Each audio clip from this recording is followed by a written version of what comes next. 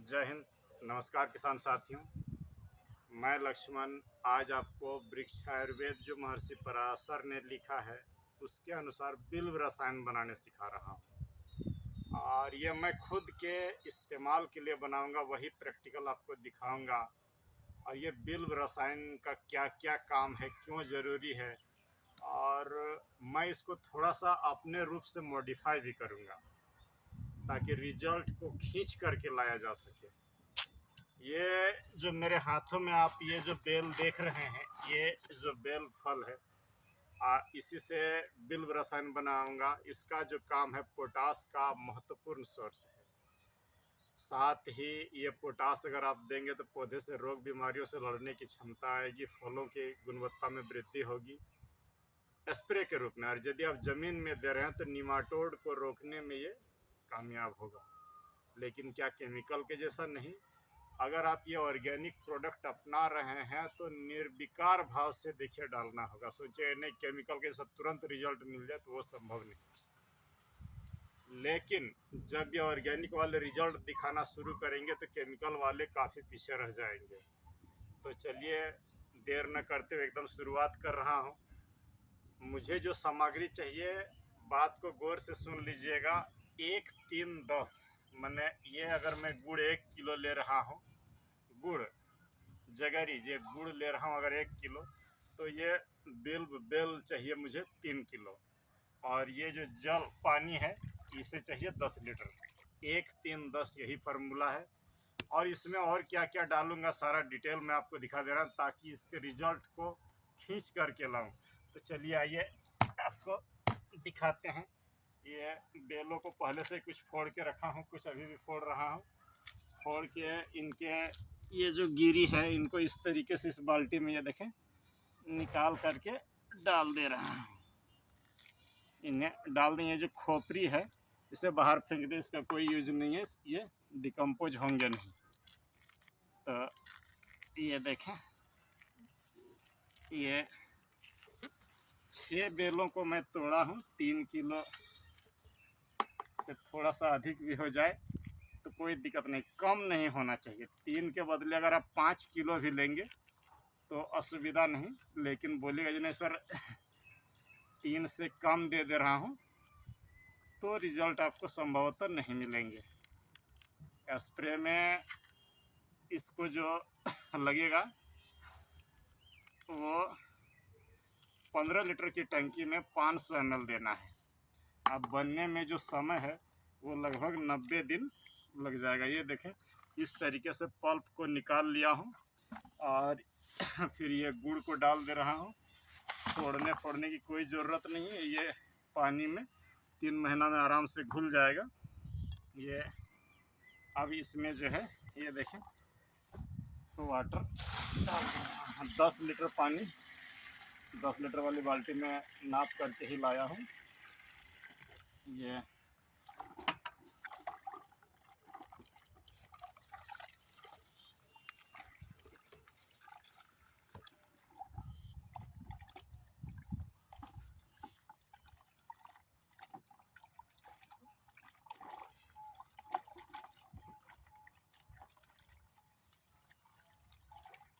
दिखाई पड़ा था। ये देखिए पौधों के लिए बेल का शरबत मेरा बन के लगभग तैयार हो रहा है। इसे पौधों में स्प्रे करने या ज़मीन में देने के लिए 90 दिन मतलब 3 महीना का समय लगेगा। और इसे ढाँक करके सूती कपड़ा से छाँव में रखना होगा, धूप में मत रखिए। ये तो हो गया कि इसका कई एक लोगों ने, जैसे ताराचंद बेल जी ने भी बिल्व रसायन बनाने बताया है, महर्षि पराशर जी का भी सूत्र है।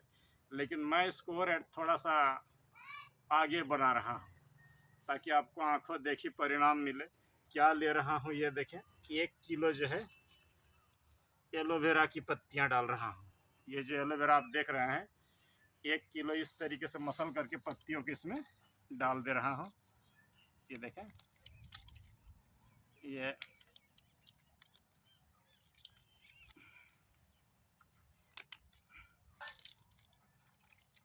पौधों को रोग से लड़ने की ताकत देगी, साथ ही माइक्रो न्यूट्रिएंट का ये भंडार होगा और मेरा ये जो बिल्व रसायन है ये बहुत ही स्ट्रांग और एडवांस बनेगा।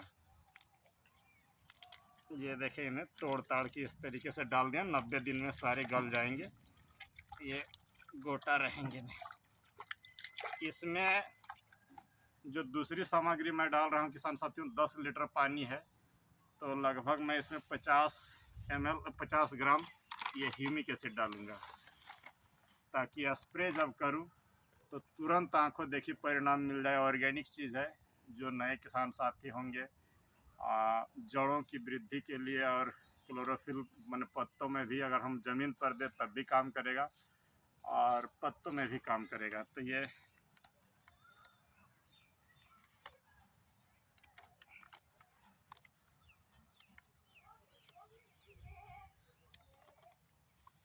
ह्यूमिक एसिड इसमें डाल दिए और इस तरीके से इसको थोड़ा सा चला करके ये अब इसे मैं बंद करके ढक करके 3 महीने तक रख दूंगा। लेकिन यहाँ पर मैं आपको कुछ सावधानी और भी बता दे रहा हूँ कि 3 महीना अब मेरे पास समय नहीं है, 45 दिन में ही मुझे इसको स्प्रे में लेना होगा। खीरा की फसल पर, करेला जो भी लगाऊंगा उस पर लूँगा।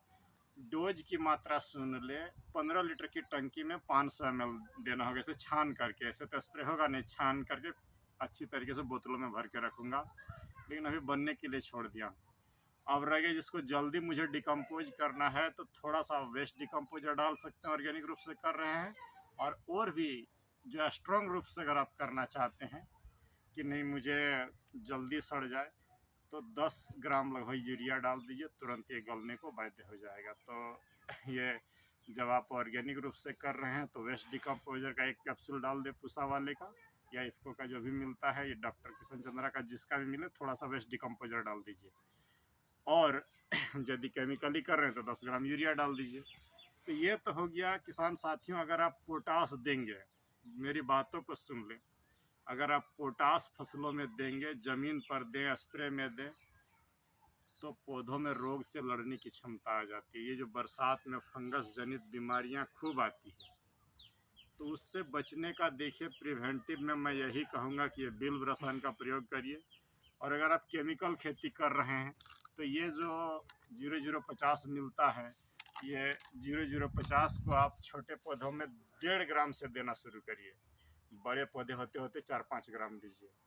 और अगर आप ये पोटास चाहिए बिल्व रसायन दीजिए या केमिकल वाला दे रहे हैं तो पौधों की जो ये जो इसकी कोशिका की दीवारें होती है ये मजबूत बन जाती है और रोग से ये खुद ब खुद लड़ लेगा, तो आपके खर्चे कम हो जाएंगे। तो इस तरीके का ऑर्गेनिक चीज़ों का प्रयोग करिए और अपनी खेती को दमदार बनाइए, बस मैं यही चाहता हूँ। चलिए मिलते हैं किसी दूसरे वीडियो पर।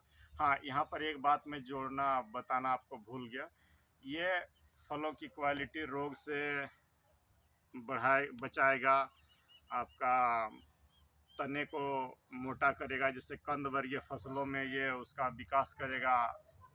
लेकिन यदि आप फूल फल बढ़ाना चाहते हैं तो इसके लिए आपको खट्टा जैव रसायन बनाना पड़ेगा, जिसमें नींबू, संतरा, आंवला ये सब ले सकते हैं बेल के बदले में। 1 किलो गुड़, 3 किलो आपका नींबू, आंवला, संतरा जो हो जाए, और 10 लीटर पानी, श्याम सूत्र है, और आप उसको स्प्रे दे के देखिए, अच्छा होगा। हाँ, उसमें भी आप एलोवेरा डालिए, रिजल्ट एकदम एक्सीलेंट होगा। तो चलिए मिलते हैं किसी दूसरे वीडियो पर। जय हिंद, नमस्कार। और अगर वीडियो अच्छा लगा हो थोड़ा शेयर कर दीजिएगा। धन्यवाद।